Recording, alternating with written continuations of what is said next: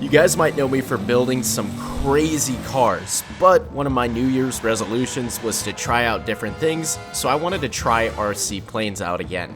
I used to have them when I was younger. My sister actually crashed my only plane that I had, and now I took an interest in it again thanks to Cletus McFarlane. So I've been watching his videos on the RC planes, it piqued my interest, and now I'm getting into it. So I actually purchased this plane for $70 off of TEMU. It did take a month to get here, and when I got it, the controller actually didn't work. I opened it up, and all I had to do was find the positive and negative leads to the actual control board, extend the wires, and then run an external AA battery pack. So there was definitely something wrong with the stock setup for the battery pack, and that's why it wasn't getting any sort of power whatsoever. It wouldn't turn on, but after simple modification, it worked. And I did read the reviews around everywhere, and a lot of people say that this plane, it's called the Raptor H650, has this issue. They get the remote, it doesn't work, so here's your workaround. Pretty simple stuff. If you're basic at soldering and learning how to extend wires, you're good. As far as the assembly goes, there's absolutely nothing difficult about it. It doesn't take long. If I had to estimate, probably 10 minutes, and then you gotta let the glue dry, and it's pretty simple and straightforward. I mean, you can't really mess it up. I did also end up taking it for a night flight as its maiden flight because I was being super impatient, and it flew absolutely fantastic. These Delta Wing designs are usually pretty stable from what I've read online, and that's definitely true with this thing. The gyro helps you out a ton, and it was a blast to fly. The best thing that I like about this thing is that it doesn't have a landing gear, so you can take off on baseball fields, grass, water, etc. And we're going to test out that water claim and see if it's actually waterproof and if it can do water landings very soon. But I had a blast on the baseball field just flying it around and messing around. Since I am a car channel, we're going to do some random side questing. It's only going to be for a short segment of the video. I saw this really cool truck, and here's the story behind it. So I told you guys we're going on a side quest. This is the side quest. So I mentioned that I wanted to do stacks on my truck because I saw this guy with his dual stack setup, and it kind of inspired me. I actually sent a picture to my girlfriend, and she was like, yeah, do that. That looks cool. And I was trying to hunt this dude down, bro, like for months. I was like, where is this guy? I saw him driving one time. I made posts on Instagram, Facebook. Someone helped me find this guy. Nothing came out. I wanted to make a video with it. Well, the other day I'm driving back home from the gym, and guess what? I see it on the curb here for sale. And this is a 2002. He wants $12,000 for it. It's a 24 valve, but I wanted to compare it to mine because we both have stacks now. His are a little bit higher up, mine are lower. And I just wanted to show you guys the backstory behind this truck. If you guys are new to my channel, but mine is a 1994. His is a 2002. I do like his wheels a lot more. That's pretty sick. Like I said, 24 valve. We're gonna have to blur out his number right there, but $12,000 is what he's asking for it. That's how much I paid for mine. I overpaid a little bit, but let's look at for what $12,000 can get you in this truck versus mine. It's kind of crazy. So body damage, more body damage on the tailgate, lots of surface rust in the bed. I've got bed liners, so that's what protects it a little bit. You can see the difference. Wheels need work. Chrome is chipping off like crazy. And then you can see his bed stack setup versus mine. So I think I did mine a little bit better, I'm not gonna lie, because I welded it and I painted it so it would be a little bit more hidden. As opposed to his, you can see it's rusting everywhere. It's not terrible, I just like mine more. It's a little bit more clean. He added the running boards. I don't have those. And he has a different bumper. I think that's the actual 2nd gen bumper.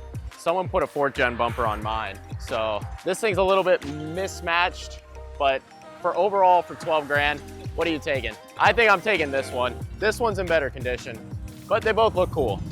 And you can see the difference in the stack height.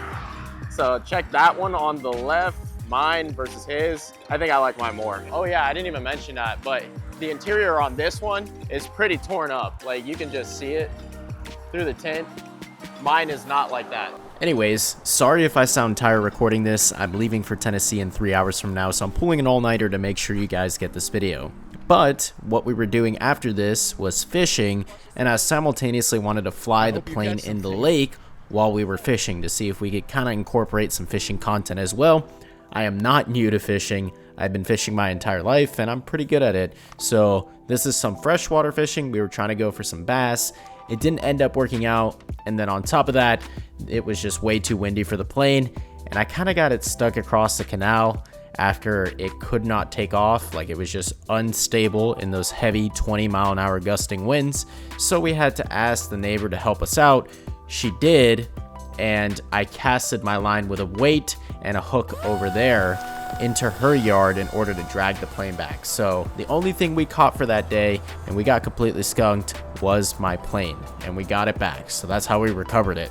I definitely don't recommend flying this plane in anything over 13-mile-an-hour winds. You know, I was trying to fly it in some 22-mile-an-hour winds that day. You could see it, how it was causing a current within that lake, and it was just not a good idea. So not doing that again. I probably could have lost the plane in one of those trees. And trust me, you'll know if the wind is too high. I mean, the thing will start shaking. It won't even be stable whatsoever, and that's when you should really call it quits. But hey, the thing taxis in the water fantastic. It is waterproof, so you're not just gonna get scammed, you know, throw this thing in the water and then have it fry. And then here's exactly what I was talking about with getting it stuck in that lady's yard.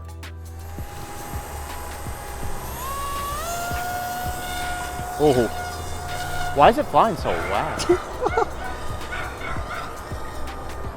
Now it's in the freaking other side, bro. Caught something today, my plane. We got it back.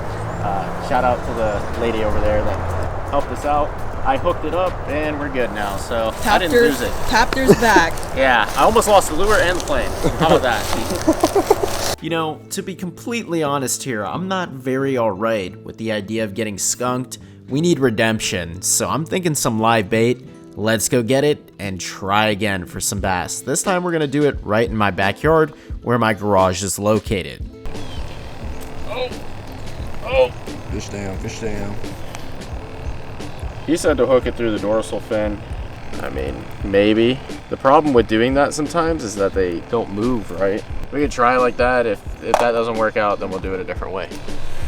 We'll see. Throw this guy in and then we'll get this mic set up.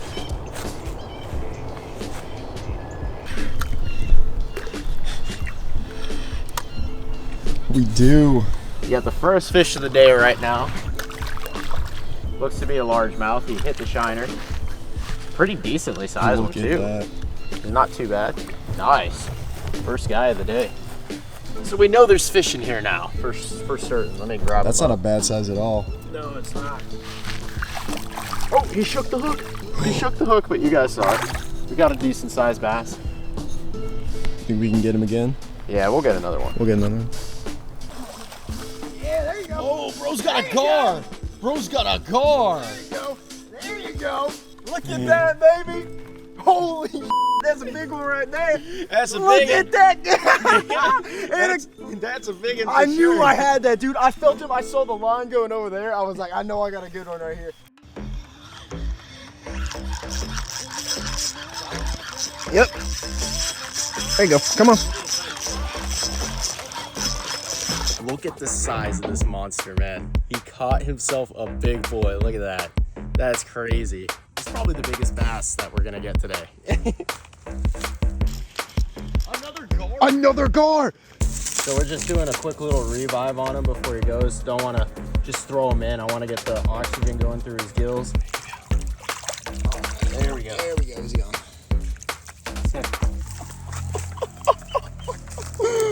Well, the bank is super wet, and that's a soggy foot. Yep. Toby, come look at this. Oh my God, bro, that bass is huge. You caught a pig! That bass is huge. Oh my God! Look at it. That's a PB right there for you. Oh my gosh. I heard you boom. Heard that boy. Oh yeah, that's a big boy. Oh yeah. I don't want him to get me with that hook. That's a big boy. Dude, I got two of the big ones today. I'm hyped. Did you get that on your glasses? Yeah, I did. That's sick. With that bass we just got. Just got this pretty decent sized gar. That's the one who took my bait earlier. Toby just hooked. Oh, it's just some largemouth or? Honestly, I think I'm pretty done here. Nice little one, maybe like 2 pounds. Throw him back in, he's fine. Ready to go. Gotta unhook that gar too.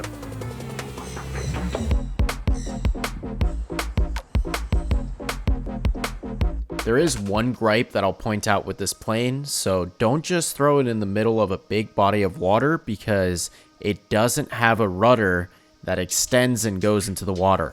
I've seen a lot of these similar models that this one is based off of, with the rudder going from the actual tail of the plane down into the water, so it's like a boat rudder, so you can actually steer it. So sometimes if the current or the wind is too strong, it's kind of difficult to steer it in the water, and it can get stuck like it did with me. We have to go get it, bro. It's not getting out of there. The wind is just pushing it around too much. Oh, okay. Yeah, I asked and she's like, no problem, so that was chill. I'm not doing that again. There's a huge gar just lurking.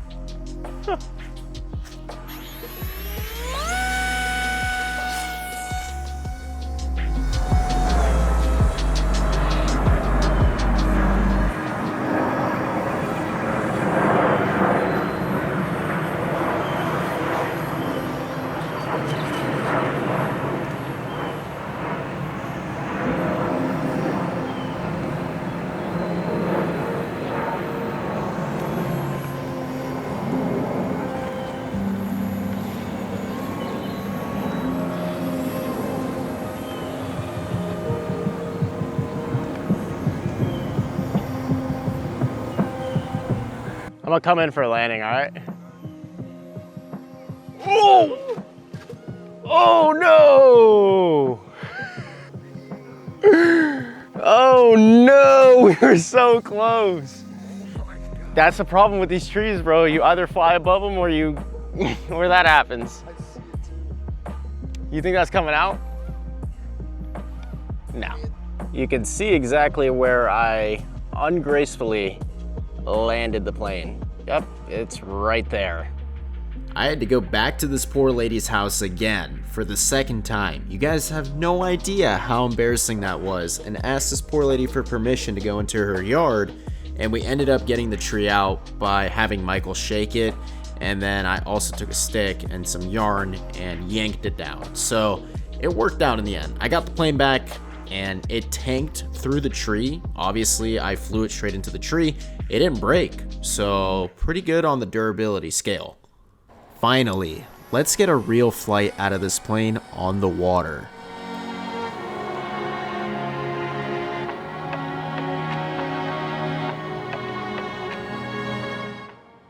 I'm just gonna be careful not to go too far, you know?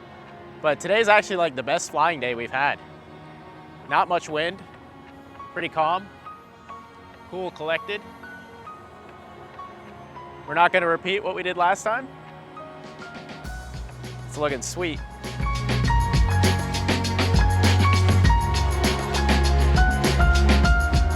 And you don't have to fly this thing at crazy throttle, you know, about 50% throttle is perfect. Unlike some of the other planes, they need a little bit more juice to stay up. This thing has no problem. All right, I'll try. Give me a second.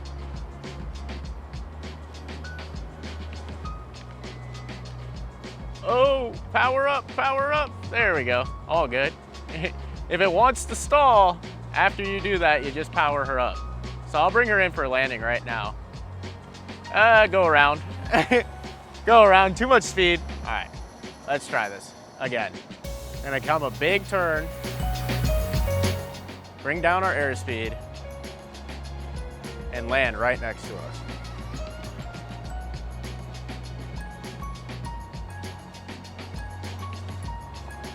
Now that was sick. The conditions were finally right for flying on the water. So far we've flown straight from the grass. I've done hand launches. We also flew from the water, obviously. Now we need to take it to the actual RC field. I'm curious to see how it does because it doesn't have a landing gear. It just has a skid plate. Let's try with a runway. This wind, man, crazy.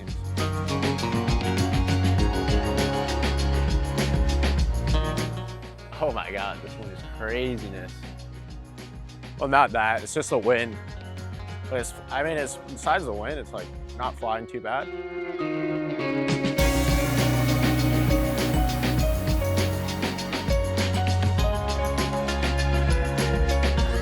Yeah, it's gonna be hard to land. Oh boy. I'm gonna try and bring it in right now.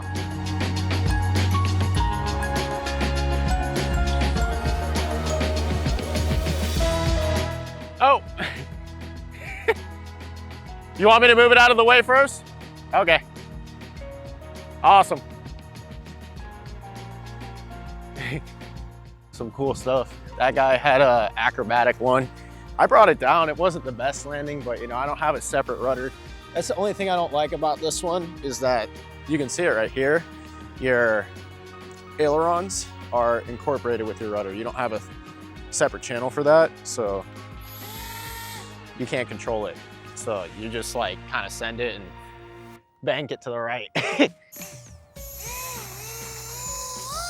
We're gonna attempt the roll here. Actually, not attempt, I already did one, but I wanna do it again so you guys can actually see. Ooh, okay, okay. The battery's going out. Yeah, you hear the low battery warning? Emergency landing, emergency landing. No, no, no, no, no, no, no, no, no, no, no. No. Okay, not bad, not bad. It has no battery power, so I can't go do a turnaround. Overall, I gotta say the plane is an 8 out of 10. I would love to see a version 2 updated where they do that rudder extension that goes into the water, or you could possibly modify it yourself. You know, maybe a toothpick and a piece of styrofoam so that you have more control in the water. I would also like to see the rudder on a different channel, not just mixed with the ailerons. That would make it a lot more controllable for somebody that's more experienced and not just beginner oriented. So I had fun with the plane. Let me know if you guys enjoy the RC content. I had a buttery landing on one of them, straight up lined up with the center line of the runway. So let me know if you want to see more. If you guys enjoyed it, please remember to comment, like, and subscribe, and I'll see you all in the next one. Okay. Oh, right on the center line. I know, right? Good Let's job. go. What's up, guys? This is Zesty Wash, and I'm going to show you what it does today. I said.